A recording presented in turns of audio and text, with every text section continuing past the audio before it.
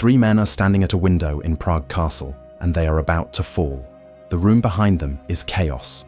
40 Protestant nobles have stormed the council chamber, shoved the doors open, dragged these three men, two royal governors and their secretary, to the center of the floor, and conducted what they are calling a trial. It has lasted approximately 20 minutes. The verdict was never in doubt. The sentence is being carried out now. The window is open. The drop is 70 feet. The men doing the throwing believe they are sending a message. A clear, final, unambiguous message to the Habsburg Emperor in Vienna that Bohemia's Protestant nobility will not be stripped of its religious freedoms without consequence. They have chosen this specific act deliberately. Defenestration, throwing enemies from windows, carries political weight in Prague going back 2 centuries. They know what they are doing. They have planned this. They are not a mob. They are noblemen making a calculated political statement. They are wrong about almost everything. The first man goes out the window, then the second, then the secretary, a minor official named Philip Fabricius, who has the specific misfortune of being in the wrong room on the wrong morning. All three fall 70 feet. All three survive. Not because of a miracle, though the Catholic Church will spend the next several weeks arguing that angels guided their descent. Because of a dung heap. Horse manure had accumulated against the castle wall directly below the window, soft enough to absorb the impact of 3 men falling from the 3rd floor of a castle. The most consequential political statement of the 17th century was cushioned by municipal sanitation failure. Fabricius crawled out of the manure, found a horse, and rode to Vienna to report to the emperor. He was so relieved to be alive that the emperor later gave him a title. The name chosen for his noble family translated roughly as von Hohenfall, of the High Fall. He spent the rest of his life with a surname that was a joke about the worst day of his life. The men who threw him went back inside to organize a rebellion. Neither side understood what had just happened. The men who survived thought they had escaped an assassination attempt. The men who threw them thought they had fired the opening shot of a political confrontation that would last months at most. Both sides were wrong in the same direction. They thought this was a local dispute about religious freedom in one kingdom. They had no framework for what it actually was. What it actually was is the reason the world you live in exists. The world that produced that moment had been breaking apart for 100 years before anyone threw anyone out of a window. It started with a monk nailing a piece of paper to a church door. Martin Luther's 95 Theses in 1517 did not feel like a civilization-ending document when he wrote them. They felt like a theological argument, a list of complaints about church corruption, about the sale of indulgences, about the gap between what the Catholic Church claimed to be and what it actually was. Luther was not trying to split Christianity. He was trying to fix it. What he triggered instead was something nobody could control and nobody could stop, a fracture in the foundational institution of European life that spread from Germany outward in every direction until there was no corner of the continent it had not reached. By 1618, Europe had been living with that fracture for a century. Protestant and Catholic states existed side by side in the Holy Roman Empire, a patchwork of hundreds of principalities, kingdoms, free cities, and ecclesiastical territories loosely bound under a Habsburg emperor who ruled by consensus more than by force. The empire was not a country. It was a legal arrangement that had been functional for centuries precisely because it was flexible enough to accommodate disagreement without collapsing into war. The Peace of Augsburg in 1555 tried to formalize that flexibility. Each prince could choose his territory's religion, Catholic or Lutheran. His subjects would follow. The principle was simple. The Latin phrase that described it was cuius regio, ius religio, whose realm, his religion. It was not tolerance.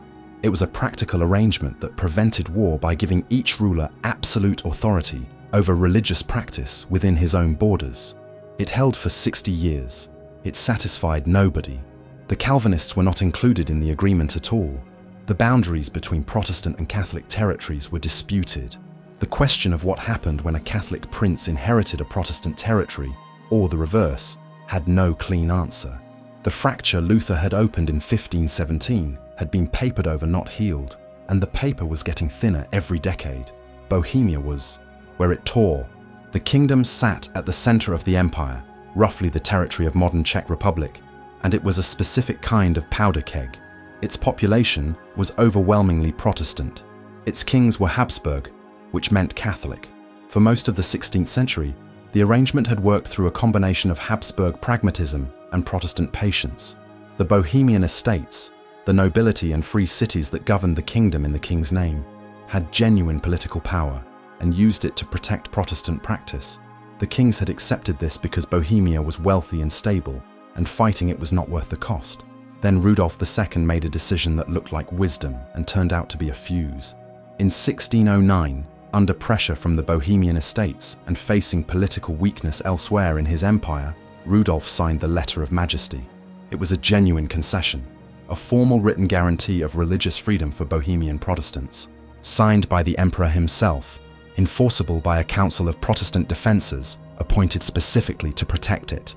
For the first time, the religious rights of Bohemia's Protestant majority were not just customary or tolerated. They were law. The Letter of Majesty lasted 9 years. Ferdinand II became King of Bohemia in 1617.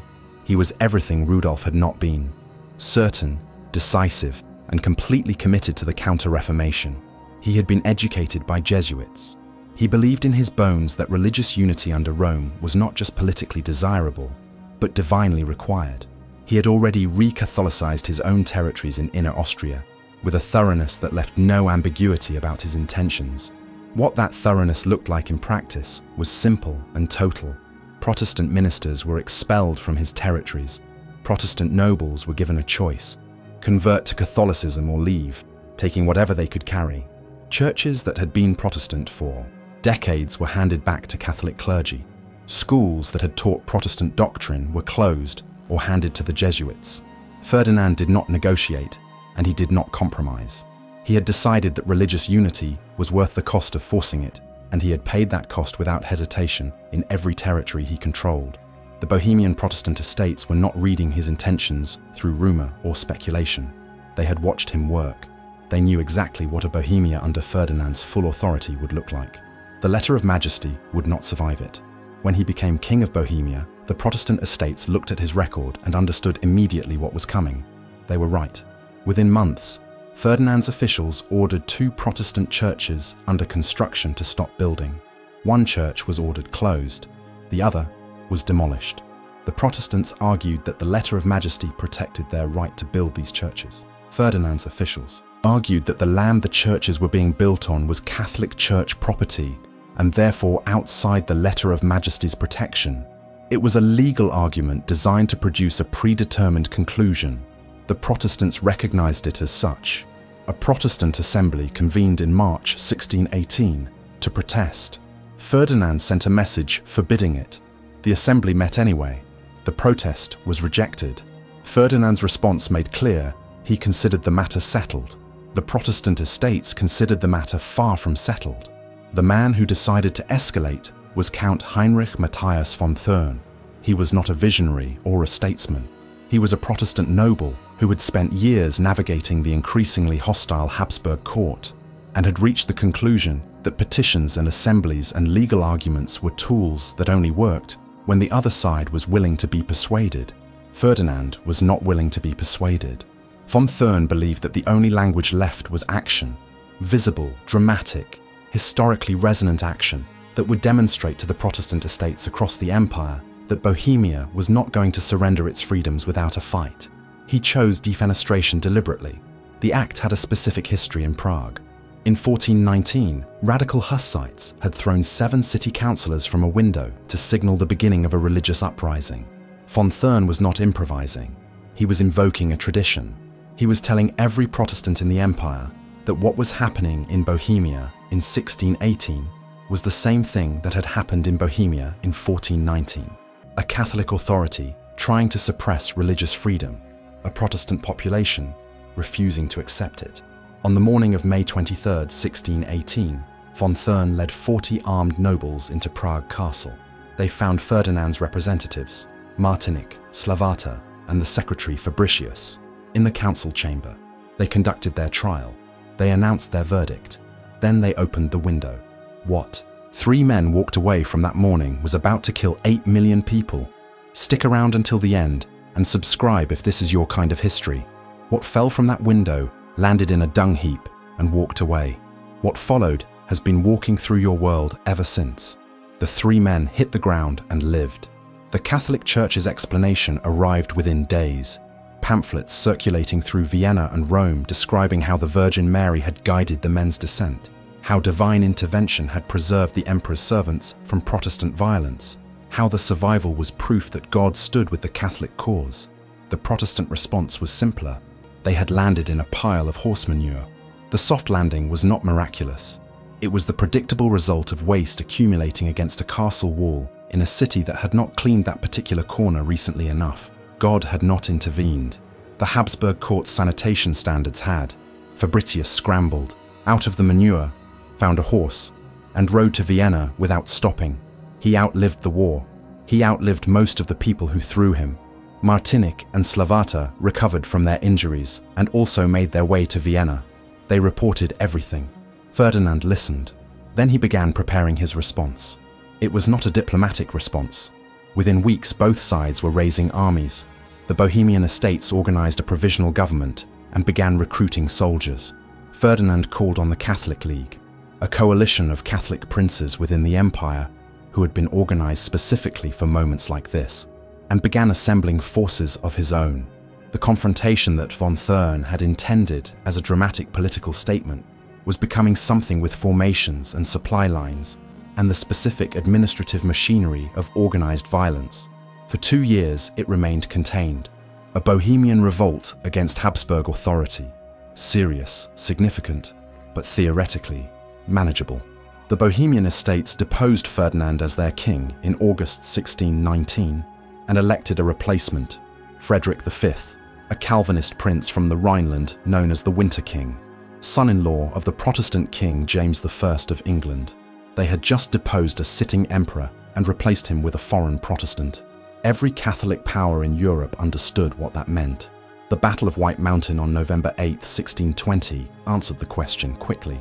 Ferdinand's forces, combined with the Catholic League under a general named Tilly, destroyed the Bohemian Protestant army in a single afternoon outside Prague. 2 years after the defenestration, the revolt was over. Bohemia was reconquered. 27 Protestant nobles were executed in the Old Town Square the following June. Some were beheaded, some were hanged. 12 heads were placed on iron hooks and displayed on the bridge tower over the Vltava River as a message to anyone considering a similar uprising.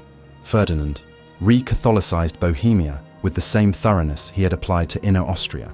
Protestant ministers expelled. Protestant nobles given the choice to convert or leave. The Letter of Majesty, the document whose violation had started everything, was formally annulled. Ferdinand reportedly tore it up himself. It should have been over. The revolt had been crushed. The ringleaders were dead or in exile. The kingdom had been brought back under Catholic Habsburg authority. By every conventional measure of how these conflicts ended, this one was finished. It was not finished. The problem was that the war had already escaped the borders of Bohemia. The Protestant princes of northern Germany had watched the defeat at White Mountain with the understanding that what had happened to Bohemia could happen to them. The Catholic League's army was still in the field. Tilly was moving through Protestant territories in northern Germany, winning battles, restoring Catholic authority in places that had been Protestant for generations. Denmark's King Christian IV looked at what was happening and made a calculation. If the Catholic Habsburgs consolidated control of northern Germany, Denmark's position in the Baltic would be threatened. In 1625, Denmark entered the war on the Protestant side. This is the moment the war became something different. It had started as a Bohemian revolt. It had become an imperial reconquest. Now it was an international conflict with foreign powers intervening for reasons that had nothing to do with the religious freedoms of Bohemian Protestant nobles. The window in Prague Castle was still the origin point, but nobody fighting in 1626 was fighting about what had happened there. This is where Hans Hebeler starts writing. He was a shoemaker in the city of Ulm in southern Germany. He was not a noble or a soldier or a diplomat or a churchman. He was a craftsman with a workshop and a family, and a life organized around the rhythms of a city that had been peaceful for as long as anyone he knew could remember. He began keeping a diary, not because he thought he was witnessing history, but because the world around him was becoming unrecognizable, and writing was the only way he knew how to hold on to it. His first entries about the war describe something specific and ordinary: the sound of armies moving through the region, Not fighting, movement. The dull, sustained rumble of thousands of men and horses and supply wagons passing through countryside that had no part in the conflict and no way to stop it passing through. He describes the requisitioning, soldiers appearing at the door, taking food, taking horses, leaving receipts that could theoretically be redeemed for payment that would theoretically arrive. He describes the calculation his family made every time a new army appeared on the horizon. Stay or flee? Which direction is safer? What can be carried and what has to be left? He is writing about a war that started with a window in Prague 8 years earlier. He has never been to Prague. He has no opinion about the Letter of Majesty or Ferdinand's re-Catholicization of Bohemia or the constitutional arrangements of the Holy Roman Empire. He is a shoemaker trying to keep his family alive in a war that arrived in his world without invitation and showed no signs of leaving. The war was 11 years old. It had 19 more to run. Denmark lasted 3 years. Christian IV had entered the war in 1625 with the confidence of a king who believed Protestant solidarity and Danish military strength were enough to stop the Habsburg advance through northern Germany. He was wrong about both. The Catholic League's forces under Tilly defeated the Danish army decisively at the Battle of Lutter in 1626. By 1629, Denmark had been pushed out of the war entirely, signing a peace that required it to withdraw from German affairs and abandon the Protestant princes it had come to defend. The Catholic position had never been stronger. Ferdinand issued the Edict of Restitution in 1629, a sweeping decree requiring the return of all church properties secularized since 1552 to Catholic ownership, bishoprics, monasteries, entire territories that had been Protestant for 3 generations. The edict was the full realization of everything the Bohemian Protestant estates had feared when Ferdinand closed those 2 churches in 1617. It applied not just to Bohemia, but to the entire empire. The war that had started as a local dispute about religious freedom in one kingdom had become the instrument of a continent-wide Catholic reconquest. It should have ended there. The Protestant cause was broken. Denmark was defeated. The Bohemian revolt had been crushed 9 years earlier. Ferdinand had issued his edict and was enforcing it. Every rational accounting of the situation pointed toward the same conclusion. The Catholics had won. Then Sweden arrived. Gustavus Adolphus was the king of Sweden, and he was something the war had not yet produced. A genuinely brilliant military commander on the Protestant side, with the resources and the will to use them. He landed in northern Germany in 1630 with a Swedish army that had been modernized and drilled into one of the most effective fighting forces in Europe. His reasons for entering the war were partly religious and partly strategic.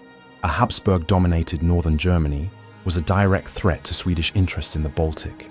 He had been watching the war for years and waiting for the right moment. The moment had arrived. Gustavus Adolphus moved through northern Germany with a speed and decisiveness that reversed everything the previous decade had established. He defeated Tilly at the Battle of Breitenfeld in 1631, the first major Protestant victory of the entire war, and then drove south into the heart of Catholic Germany. Cities that had been re-Catholicized under the Edict of Restitution found themselves back under Protestant control within months. Ferdinand's decade of gains was being unwound in a single campaign season. Hans Heberle was watching from Ulm. He had been writing for 6 years by the time Gustavus Adolphus arrived. His diary through the late 1620s documents something specific and grinding, not the dramatic reversals of battles and edicts, but the slow accumulation of damage to ordinary life. He writes about the 3rd time his family had to flee the city, about the specific calculation of what to carry, food, money, the tools of his trade if possible, nothing that could not be moved quickly, about the roads filled with other families making the same calculation in the same direction, the specific misery of mass displacement that looks the same whether the army causing it is Catholic or Protestant or Swedish. He writes about prices, the cost of bread in Ulm in 1628 compared to 1618, the cost of leather for his shoes, the disruption of supply routes that made materials unavailable or unaffordable. He is documenting the economic destruction of the war with the precision of a man who understands money because his survival depends on it. The armies move through the landscape taking what they need. The civilians behind them rebuild until the next army arrives. Heberle has rebuilt 3 times. He is not certain he has the resources to rebuild a 4th. But in 1631, he writes something different. A Swedish army has won a battle. The Protestant cause is not dead. He does not celebrate. His diary is not the diary of a man who celebrates. But the entry has a quality the previous years do not. Something that reads like the first breath after a long time underwater. It did not last. Gustavus Adolphus was killed at the Battle of Lutzen in November 1632. He had ridden into the fog of battle and been shot multiple times, the exact circumstances disputed by everyone who survived. He was 37 years old. He had been in Germany for 2 years. He had reversed the entire trajectory of the war in those 2 years, and then he was gone. Found dead on the field after the battle, his army won without him. Sweden kept fighting. This is the detail that reveals what the war had become by 1632. The king who had given the Protestant cause its greatest military victories was dead, and the war continued without him, because it had developed an institutional momentum that no longer required its original justifications. Armies needed to be paid. Commanders needed to justify their existence. Territories that had changed hands needed to be defended or recaptured. The war was feeding itself. Then France entered. Catholic France. Under Cardinal Richelieu, the most calculating political mind in Europe, France had been watching the war since its beginning and funding Protestant factions quietly, subsidizing Sweden, encouraging resistance, doing everything possible to keep the Habsburgs tied down in Germany without openly entering the conflict. In 1635, Richelieu decided that quiet funding was no longer sufficient. France declared war on Spain, the other major Habsburg power, and entered the German conflict directly on the Protestant side. Let that land for a moment. The most powerful Catholic country in Europe, governed by a cardinal of the Catholic Church, was now fighting alongside Protestants against Catholics. The war that had started as a religious conflict had become something that could only be described as a power struggle wearing religious clothes. Richelieu did not care about Protestant liberties in Bohemia. He cared about Habsburg power and France's position in Europe. Religion was the language the war spoke. It had ceased to be the reason the war was fought. Hebele writes about this period with a kind of exhausted bewilderment. He is not a political analyst. He cannot fully explain why Catholic France is fighting on the Protestant side. What he can explain is what it means for Ulm. More armies, more requisitioning, more displacement, more calculation about which direction is safest when the news arrives that another force is moving through the region. He has stopped trying to understand the politics. He is focused entirely on survival. His diary from the late 1630s has a different quality from the earlier entries. The earlier years have urgency, the sense of a man documenting something extraordinary that he hopes will eventually end. By 1638, the entries have settled into something grimmer. He is documenting ordinary catastrophe. He records grain prices the way a doctor records a patient's deteriorating vital signs. Ulm grain rises to 13 florins, then 16, then 20. Then the municipal granary stops receiving grain entirely because the bakers have been secretly buying it all before it can be distributed. Rye at 12 florins, peas at 15, salt, basic salt, between 9 and 12 batsen per pound. He records what he paid himself, notes it with his own name as witness, as if he understands that future readers will not believe these numbers without someone prepared to swear to them. Then he records what happens when the prices go beyond what people can pay. The hunger drove many poor folk, he writes, to eat nasty and disgusting things. Dogs and cats, mice, dead cattle found on the road, horseflesh. He is not writing about distant villages or rumored atrocities. He is writing about his neighbors, people he knows by name eating things that in 1618, 10 years before he started writing these entries, 20 years before the war reached this depth, would have been unimaginable. He and his wife lost 7 children during the war years. He records each death. He does not dwell on them. He records them with the same spare precision he uses for grain prices and army movements. A name, a date, a brief notation. 7 children. The war did not kill them with weapons. It killed them the way it killed most of its victims, through the accumulated destruction of the conditions that make ordinary life possible, through the disruption of food supply and the collapse of medical care and the specific vulnerability of children to diseases that spread through populations weakened by hunger and displacement. He writes toward the end of the 1630s, 20 years into a war that started with a window. the line that historians have returned to ever since. It was such a miserable business, he writes, that even a stone would have been moved to pity, not to mention a human heart. A shoemaker in Ulm, 7 dead children, grain prices recorded with his own name as witness. That is what 8 million dead looks like from the inside, not a number. A man who kept writing because stopping felt like surrender. He writes about a village near Ulm that has been destroyed, not in a battle, simply burned by a passing army that needed to deny shelter to its enemies. He records the name of the village and the approximate number of families that had lived there. He does not express outrage. He has run out of outrage. He records and moves on. Large portions of Germany have lost a third of their population by 1640. Some regions half. The losses are not primarily military. Armies in this period are relatively small. The truly catastrophic numbers come from the famines and plagues that follow armies, from the collapse of agricultural production in regions that have been fought over repeatedly, from the displacement of civilian populations that cannot return to destroyed homes and cannot find food in stripped landscapes.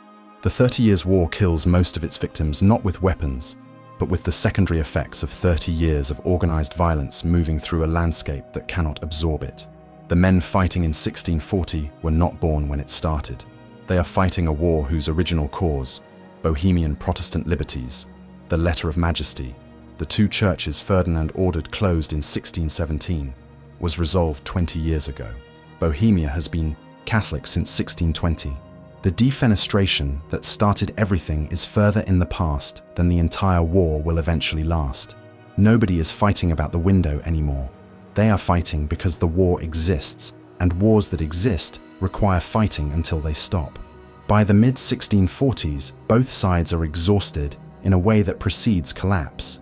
The armies are still in the field, but the will that had driven the conflict, religious certainty on both sides, the conviction that God was directing the outcome toward a predetermined conclusion, has been ground away by 20 years of evidence that God was not directing anything.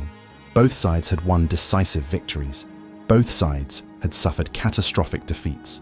The war had not resolved into the clean theological vindication either side had anticipated in 1618. Negotiations began in 1644. In the city of Westphalia, representatives of every power that had been drawn into the conflict over 30 years, the Habsburgs, France, Sweden, the Protestant and Catholic princes of the empire, Spain, the Dutch Republic, began the slow, fractious, enormously complicated work of finding terms that all of them could accept. It took 4 years. Heberle was still writing. He recorded the rumors of peace the way he had recorded everything else, carefully, without hope, noting what he had heard and waiting to see if it was true. It was true. The peace that arrived in 1648 did not just end a war. Every peace treaty ends a war. That is what peace treaties are for. What happened at Westphalia in 1648 was something different, something that the diplomats negotiating it did not fully intend and could not fully see. They were trying to stop a conflict that had been running for 30 years and had killed millions of people and showed no sign of resolving itself through military means.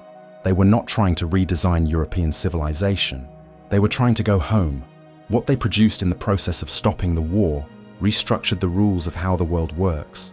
The central problem the Westphalia negotiations had to solve was the same problem that had produced the war in the first place: religion. Whose authority determined religious practice in whose territory? The Catholic answer had been the Pope and the Emperor. The Protestant answer had been the individual prince.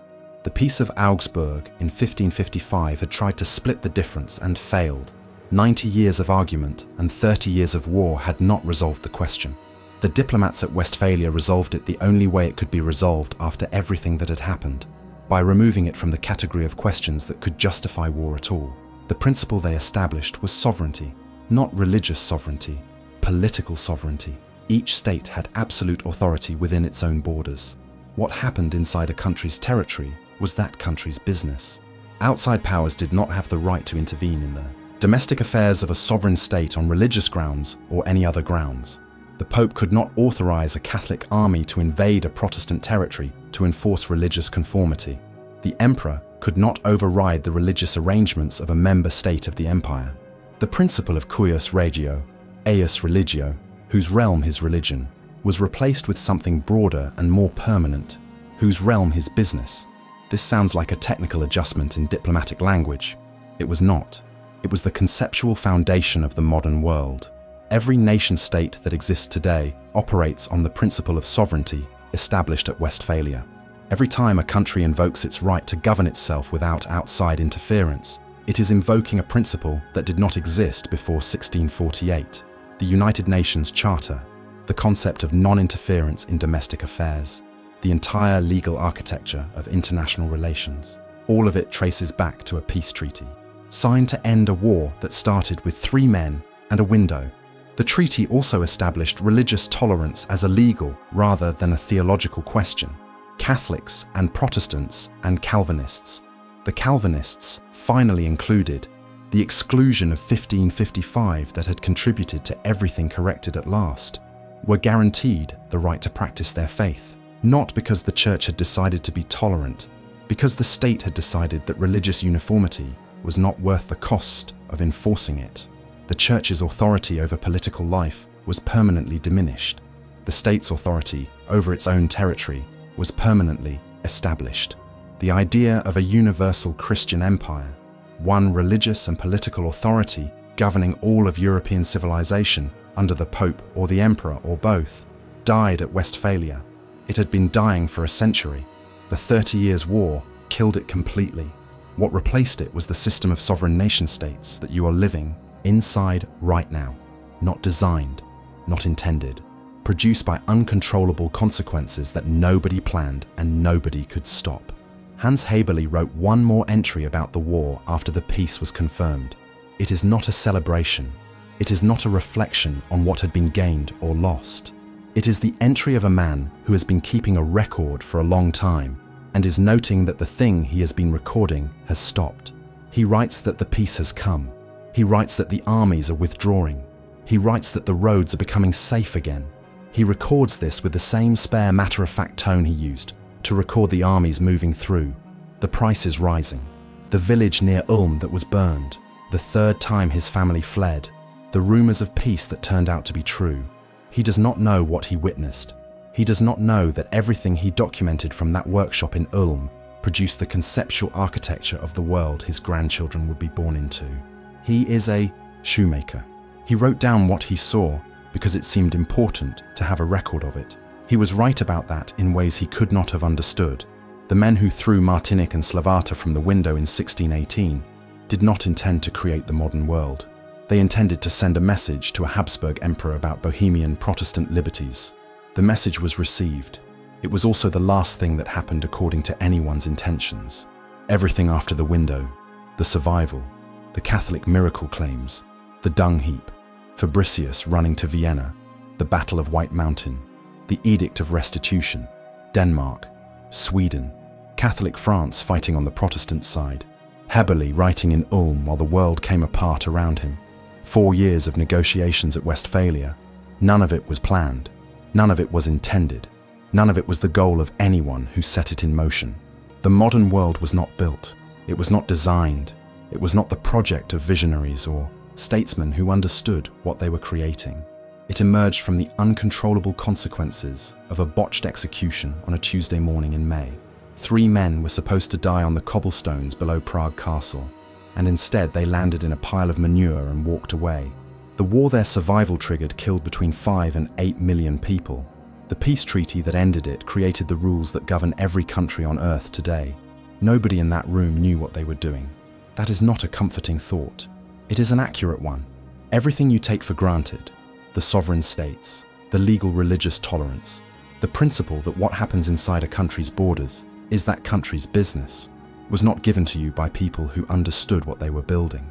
It was produced by people who were trying to survive a war they did not start, end a conflict they could not control, and go home to lives that the war had made unrecognizable. Haberle went home. He kept his workshop. He kept writing for a few more years. Ordinary entries, the price of leather, the weather, the small transactions of a craftsman's life. The extraordinary had become ordinary again. He died in Ulm sometime after 1650. The exact date is not recorded. He was a shoemaker. History does not always record when shoemakers die. but his diary survives. 30 years of an ordinary man writing down what he saw because the world was becoming unrecognizable, and writing was the only way he knew how to hold onto it. He held onto it, and in holding onto it, he preserved something that the official histories of battles and treaties and diplomatic negotiations cannot preserve: what it actually felt like to live through the accident that created the modern world. Not from the window, from the street below, from the workshop in Ulm, from the road his family took when the armies came. The window is still there. Prague Castle, 3rd floor. You can visit it, you can stand at the exact spot where 3 men fell 70 feet and survived, and look down at the courtyard below, and try to calculate what a pile of manure in that specific corner of that specific courtyard in 1618 was actually worth. The answer is everything. The answer is the world you live in. The answer is that the most important accident in the creation of modern civilization was cushioned by horse manure, and nobody planned any of it, and here we are. If this story stayed with you, leave a comment below. Could the modern world have been created without 30 years of war? Or did it take that specific catastrophe to force the principle of sovereignty into existence? And does it change how you see the world you live in, knowing it was not designed, that it emerged from an accident nobody intended and nobody could control? History has been arguing about it for 4 centuries. Subscribe and turn on notifications for more stories like this one.